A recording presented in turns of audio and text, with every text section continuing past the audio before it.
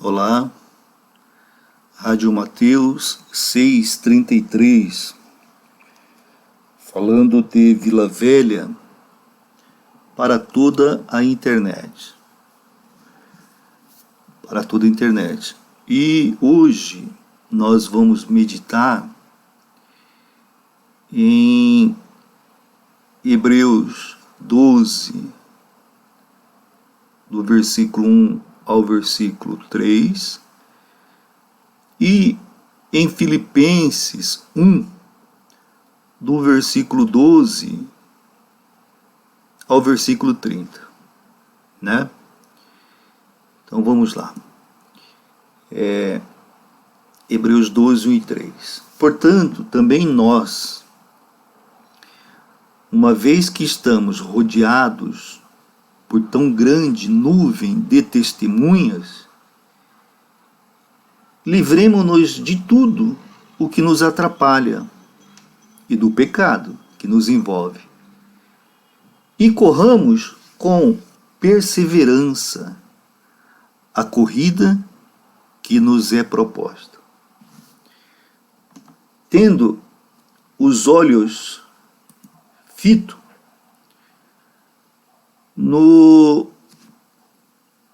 em Jesus, que é autor e consumador da nossa fé. Ele, pela alegria que lhe fora proposta, suportou a cruz, desprezando a vergonha, e assentou-se à direita do trono de Deus. Né? Versículo 3. Pense bem naquele que suportou tal oposição dos pecados contra si mesmo, para que vocês não se cansem nem se desanimem. Palavra maravilhosa. Palavra maravilhosa. É uma vida, irmãos, de fé inabalável, não surge automaticamente quando nós nos convertemos a Cristo, né? Ou não surge sem que haja algum esforço de nossa parte. É preciso esforço. É preciso esforço para alcançar uma fé inabalável. Embora nós não sejamos salvos por nossos esforços, nós estávamos mortos. Nós estávamos mortos em nossos delitos e pecados, espiritualmente falando, né? Mas aí, para reviver o nosso espírito, não houve esforço da nossa parte, é tudo obra de Deus, graça de Deus. Nós aceitamos e aí acontece o milagre do nascer de novo, que Nicodemos não entendeu, que é o nascer do Espírito. Mas a fé, não. A fé, ela é nos dada por Cristo. Mas o crescimento da fé, ele acontece através de uma ação da nossa parte. Nós recebemos o dom da fé de Cristo. Ninguém duvida disso. Mas o crescimento, o aumento, depende de nós. Mas por quê, pastor? Porque senão Deus seria injusto. Como assim, pastor? Não, pensa comigo. Se Deus dá mais fé para Pedro e menos fé para Maria, Deus foi injusto. Deus foi injusto. Então, Deus nos dá A fé, a semente da fé, para todos, quando os aceitamos a Cristo. Fé é confiança, né, irmãos? Fé é acreditar com confiança. Fazer crescer essa fé é atribuição nossa, através das nossas escolhas, através das nossas decisões. Irmãos, nós sempre temos opção de escolher. Não importa o que o mundo nos ofereça, nós sempre temos a opção de escolher. Nós sempre temos a opção de escolher. A vontade em realizar e o poder de decisão é nosso. Está na nossa mente, na nossa capacidade, na nossa alma. Nós conhecemos pessoas que não têm nenhuma religiosidade, ou pelo menos não têm a mesma religiosidade que nós, e eles vencem. E eles alcançam também. Por quê? Porque eles têm vontade e fizeram as escolhas corretas. E o mesmo pode acontecer conosco. E o mesmo deve acontecer conosco. O cristão tem que entender que nós temos hoje o Espírito Santo que nos capacita, que nos assessora, que nos orienta. Mas a vontade e as decisões ainda está ao nosso alcance. Então, o crescimento da fé e o crescimento espiritual, ele requer que nós nos apropriemos de todos os meios que Deus providenciou para nos ajudar a andar fielmente com Ele, a andar com Ele. Né? Quando nós olhamos para os heróis da fé, em Hebreus 11, nós vemos ali que Deus agiu em muitas situações de maneira sobrenatural. Nós não questionamos isso, são os milagres de Deus. Mas nós também vimos ali a ação humana. Nós vimos a vontade, as decisões. Moisés toca nas águas. Houve uma decisão de Moisés em tocar nas águas.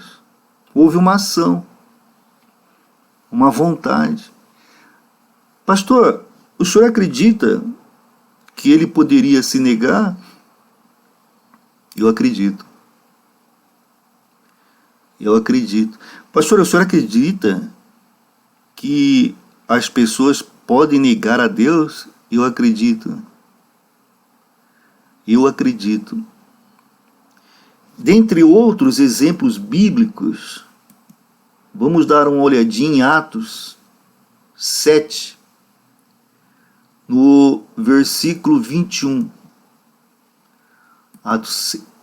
Versículo 51. Atos 7, 51. É Estevão falando, olha, povo rebelde, obstinado de coração e de ouvidos, vocês são iguais aos seus antepassados, sempre resistem.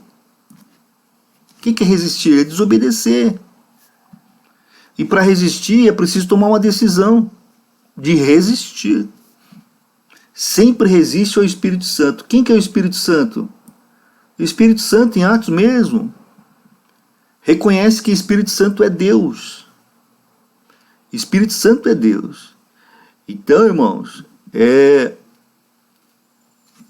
Deus nos fala ao coração através do Espírito Santo. Mas há uma participação nossa. Então, o crescer na fé e o crescimento espiritual exige de nós esforço. O esforço de perseverar. o esforço de nos livrar de todos os pecados que antes de conhecer a Cristo nós praticávamos com mais assiduidade e que hoje nós nos esforçamos para não praticar. O esforço de tirar os fardos, que são as culpas que nós carregamos, né, de algo que ficou no passado. Isso deve ser lançado aos pés de Cristo. Passado, passou, fica só a experiência. Em algumas situações é óbvio que nós vamos colher o que plantou. É claro, mas nós não devemos carregar o fardo da culpa. Já pagamos ou estamos pagando. Acabou. O fardo da religiosidade, dos ritos, dos rituais, é um fardo. E tudo isso nos impede de adorar e obedecer a Deus. Nos impede. Porque nós passamos a olhar para isso, a dar mais atenção a isso do que adorar a Deus que tem nos sustentado. Nós temos que nos concentrar em Jesus Cristo. Ó, versículo 3. O que fala no versículo 3? Pensem bem naquele que suportou. O nosso pensamento tem que estar naquele que suportou. Nós temos que nos concentrar nele e não em nós mesmos ou em nossas vontades. Nós temos que colocar sempre Jesus Cristo como objetivo primeiro. Como objetivo primeiro. Cristo, ele nos deu o exemplo de viver em confiança. Ele nos deixou. Ele foi convocado por Deus para morrer na cruz. E ele foi. Ele foi. Porque ele sabia que algo melhor viria. Então não importa quão difícil seja a circunstância. Cristo nos mostrou a verdadeira confiança em Deus. A verdadeira segurança em Deus. Abraão também nos mostrou quando levou Isaac. Nos mostrou, porque Abraão sabia que ia subir e ia descer com o filho. Abraão também sabia. Então, o que nós temos que entender é que dificuldades, aflições não aconteceram só com nós, não acontece só conosco. Outros já passaram e nos deixaram o testemunho, né? Uma grande nuvem de testemunho nos deixaram para nos mostrar isso, que nós vamos passar pela circunstância. Nós iremos passar. Nós iremos passar. Olha o que fala Filipenses, capítulo 1, versículo 12 ao versículo 30. Olha o que fala. Né? Quero que saibam, irmãos, que aquilo que me aconteceu tem antes servido para o progresso do Evangelho. É Paulo falando, né? Ele está dizendo, olha, eu quero que vocês saibam que todas as perseguições, todas as dificuldades que eu passei, tem servido para que as boas novas do Senhor cresçam. Como resultado, versículo 13, tornou-se evidente a toda a guarda do palácio e a todos os demais que estou na prisão por causa de Cristo. Quer dizer, todos ficaram cientes que ele só estava sendo preso porque ele cria num Deus verdadeiro e ele anunciava a Cristo. Então ele estava sofrendo, não é porque ele era ladrão, não é porque ele era bêbado, não é porque ele era um transgressor, não, ele estava sendo preso por amor a Cristo. Por amor a Cristo. E a Bíblia fala que quando nós sofremos por amor a Cristo, nós devemos nos sentir privilegiados. Não é quando nós estamos sofrendo, colhendo o que plantou, não. É quando nós estamos sofrendo por amor a Cristo. E ele prossegue: e a maioria dos irmãos, motivados no Senhor pela minha prisão, estão anunciando a palavra com maior determinação e destemor. Quer dizer, a prisão, Deus usou alguma coisa que para os homens era ruim, mas aos olhos de Deus transformou-se em algo bom, né? É verdade que alguns pregam a Cristo por inveja e rivalidade. Já naquele tempo tinha isso, né, irmãos? Mas outros os fazem de boa vontade. Estes o fazem por amor, sabendo que aqui me encontro para a defesa do Evangelho. Circunstância de Paulo era uma circunstância difícil. Aqueles pregam a Cristo por ambição egoísta. Por ambição. Aqueles que pregam por inveja ou rivalidade pregam a Cristo por ambição. Lembra-se daquelas 3 armadilhas do Evangelho? Culpa, medo e ganância. Então, aqueles que pregam o Evangelho por inveja, eles pregam de modo egoísta. Talvez por ganância, sem sinceridade, pensando que me pode causar sofrimento enquanto estou preso. Quer dizer, tinha uns que pregavam o Evangelho achando que estava desmoralizando, desmerecendo Paulo. Mas o que importa? O importante é que, de qualquer forma, seja por motivos falsos ou verdadeiros, Cristo está sendo pregado. E por isso me alegro. De fato, continuarei a alegrar-me. Irmãos, esse texto aqui me remete a algumas manifestações de religiosidade que nós vemos em alguns locais. Quando a pessoa, por falta de conhecimento, né, ele fala alguma coisa que soa como algo não muito correto, mas ele faz com sinceridade, baseado no texto bíblico. E eu acredito que, de uma forma ou de outra, o Evangelho está sendo pregado. Porque eu acredito que o Espírito Santo, de uma forma ou de outra, ele age na mente daquele que está recebendo para que haja um filtro. Se a pessoa está pregando na humildade, né, e às vezes incorre num erro dogmático, doutrinário,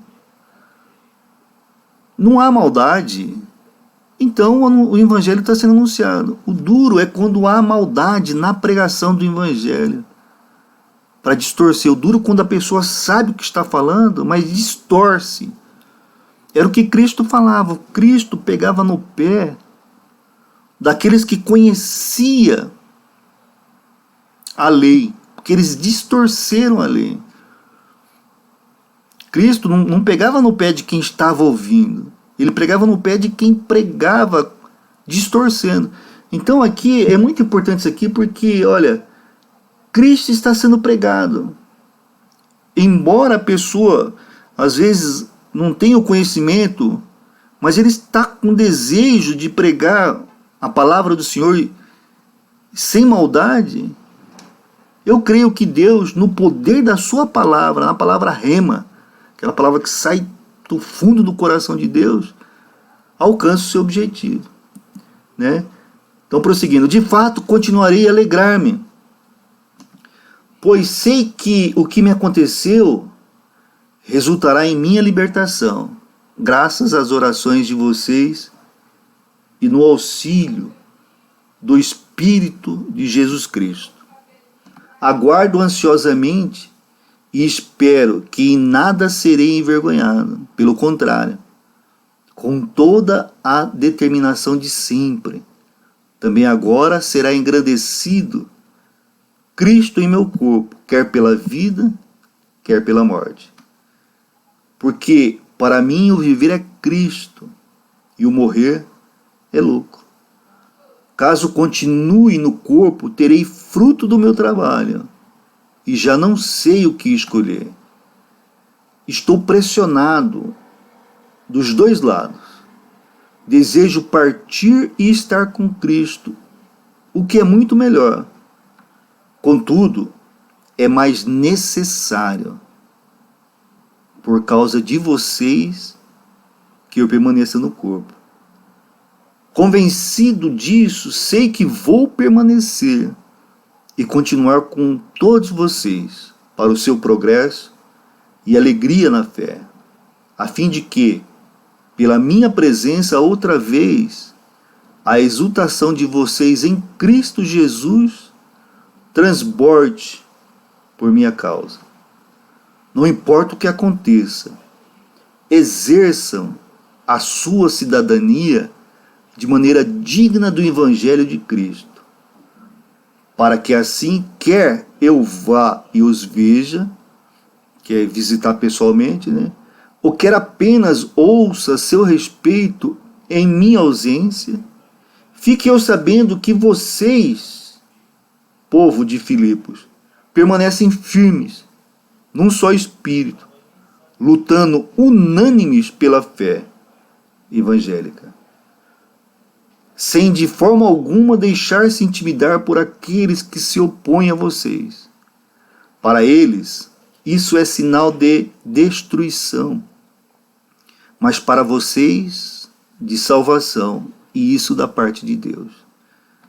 Pois a vocês foi dado o privilégio de não apenas crer em Cristo, mas também de sofrer por Cristo, já que estão passando pelo mesmo combate que me viram enfrentar e agora ouvem que ainda enfrentam.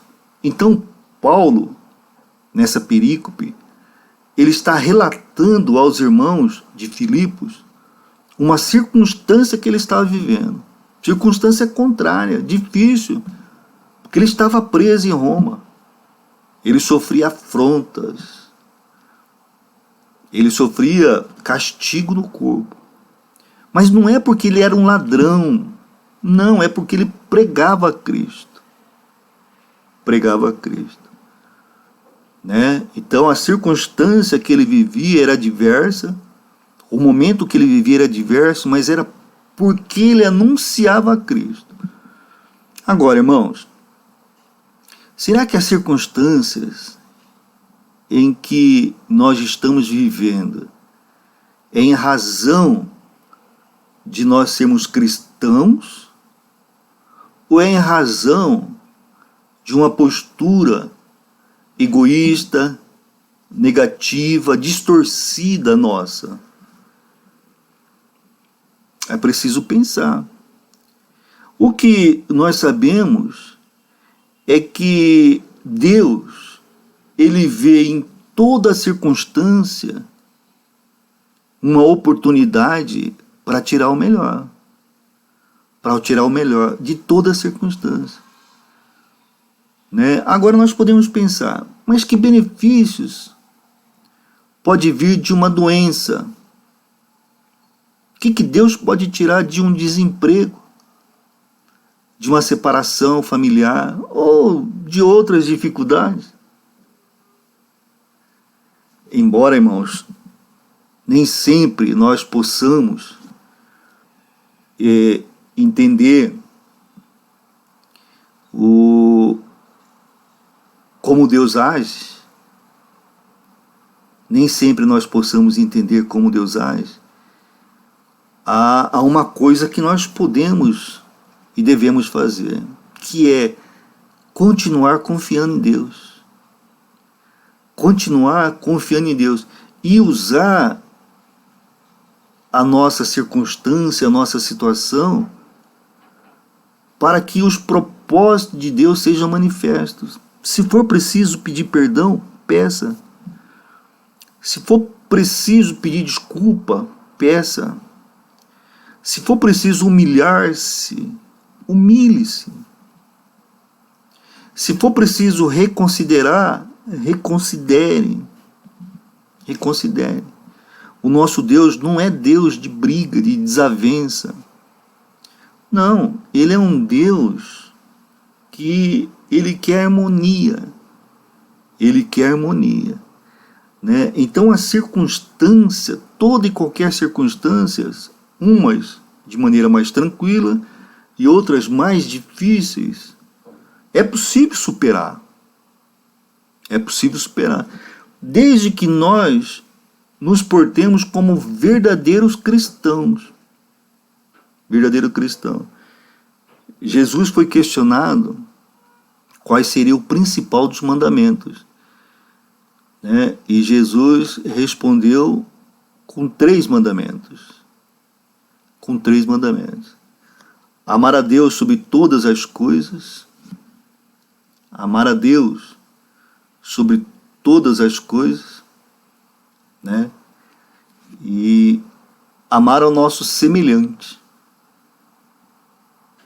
Mas pastor, aí só tem 2 mandamentos. Não, tem um terceiro. Como a nós mesmos. Então nós temos que nos amar sem egocentrismo, para que nós possamos amar o outro. Porque se nós nos amarmos mal, ou se nós nos odiarmos, nós iremos odiar ao nosso semelhante, né? Então, irmãos, a circunstância, elas passam, o Deus permanece. E eu creio que se nós tivermos essas 3 posturas, cumprir esses 3 mandamentos, amar a Deus sobre todas as coisas, primeiro vem Deus. Amar o nosso semelhante. Aqui não fala que o semelhante é bom ou que o semelhante é ruim. Não fala. Não fala. Né? Nós temos que entender que não fala se o nosso semelhante é alguém bom ou é alguém ruim, né? Porque nós costumamos muito escolher quem amar. Nós costumamos escolher a quem nós devemos amar. E não é isso que Deus quer. Não é isso que Deus quer. Deus, ele deseja que nós amemos o nosso semelhante.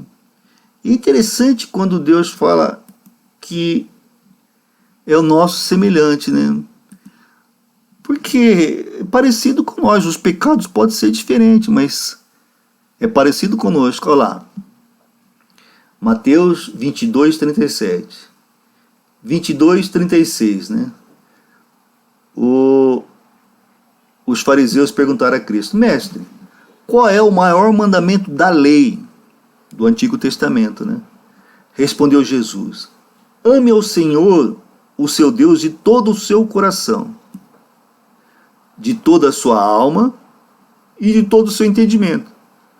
Então, se nós interpretarmos coração como espírito e alma no seu devido lugar, nós vamos entender, né?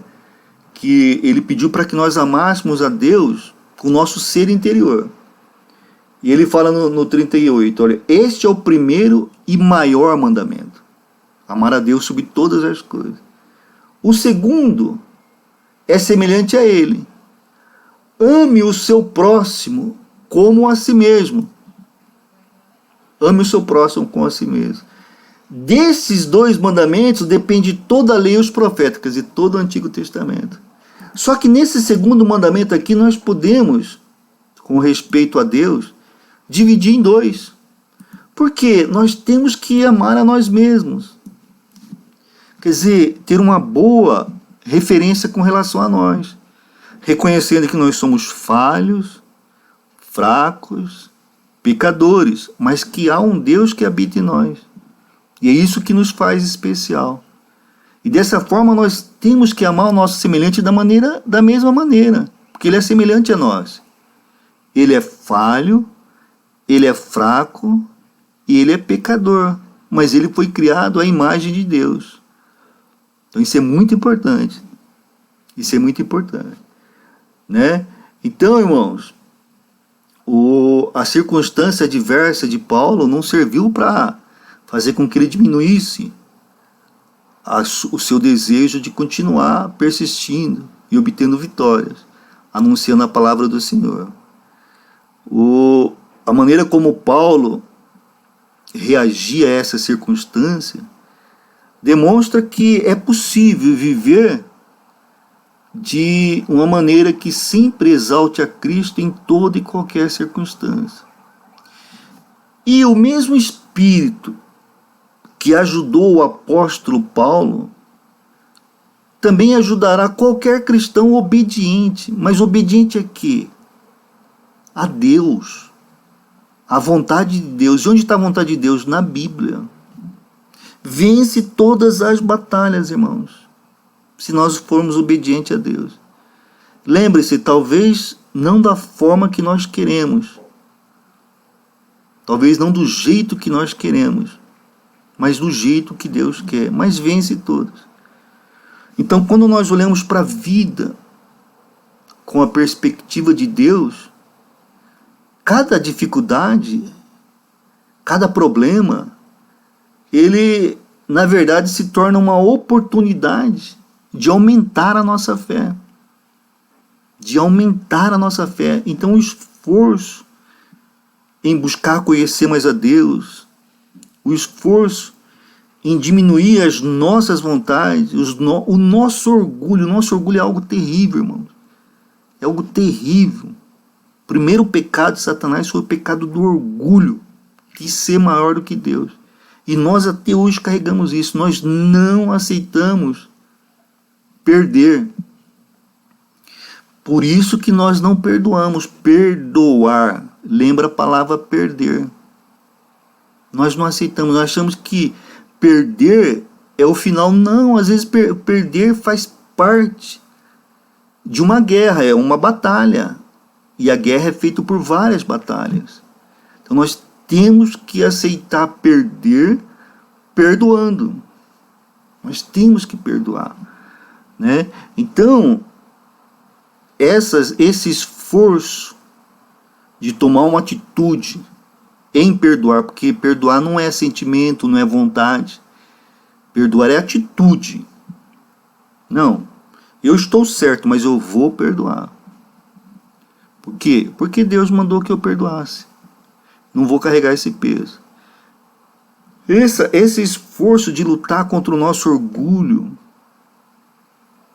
nos faz crescer espiritualmente e nos faz aumentar a nossa fé, aumentar a nossa confiança em Deus. Porque, irmãos, com certeza é vitória. É vitória.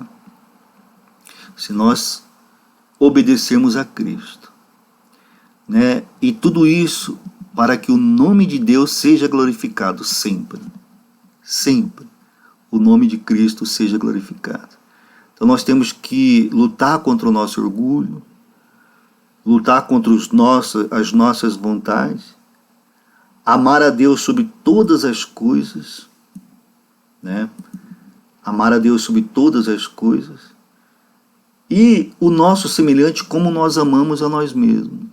Nós nos perdoamos,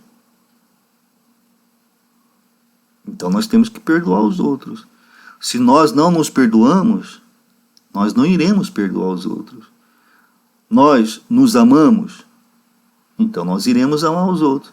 Se nós não nos amamos, nós não iremos amar os outros. Ninguém dá o que não tem. Ninguém dá o que não tem. Então, amar a Deus, ter uma boa autoestima e amar o nosso semelhante como nós amamos a nós mesmos. Lutar contra o nosso egocentrismo e nos aproximarmos mais de Deus. É dessa forma que nós olhamos além das nossas circunstâncias e nos aproximamos mais de Deus. Vamos orar? Senhor meu Deus, ó Pai, obrigado por essa palavra, que ela cale fundo nos nossos corações e que faça as mudanças que são necessárias nas nossas vidas, principalmente na nossa alma, Pai, que é onde estão os nossos sentimentos, as nossas vontades, o nosso conhecimento, a nossa mente. Então é onde o orgulho se aloja, na nossa alma, na nossa mente, nas nossas vontades. Pai, que nós possamos colocar essa palavra em prática. Abençoe também aqueles que sofrem no corpo, dando um tempo com qualidade, restaurando a saúde física. E que isso seja de propósito para que eles se aproximem mais de Ti. Mas que não seja feito conforme a minha vontade, mas a vontade do Senhor. Abençoe também, ó Pai, na alma. A alma, renova a alma, pensamento com a Tua palavra. Haja, Espírito Santo, tantas vidas em depressão e tristeza, com uma estima baixa. Pai, que possa compreender que se parou para ouvir o Teu Evangelho é porque o Senhor tem um propósito na vida dessa pessoa. Mas que nós possamos lutar contra o nosso orgulho, Pai. Que nós possamos nos diminuir para que Cristo cresça em nossa vida, assim como disse o apóstolo João. Assim como disse João, na verdade o profeta João do Antigo Testamento, né, que nós diminuamos, mas que Jesus, Ele cresça em nossa vida. Pai, que nós possamos compreender que nós somos falhos, fracos e pecador. E que o nosso semelhante também ele é falho, fraco e pecador. E nós possamos nos perdoar, buscando sempre fazer o correto. E que nós possamos também perdoar o nosso semelhante. Renova a alma, dá esperança a quem não tem esperança. Traga, Senhor meu Deus, confiança àqueles que não têm confiança. Em nome de Jesus. Abençoe também os relacionamentos na casa, na família, na igreja, no governo, na sociedade como um todo. Nós oramos porque nós acreditamos. Nós oramos porque nós confiamos. Por isso nós oramos em nome de Jesus Cristo. Amém e amém.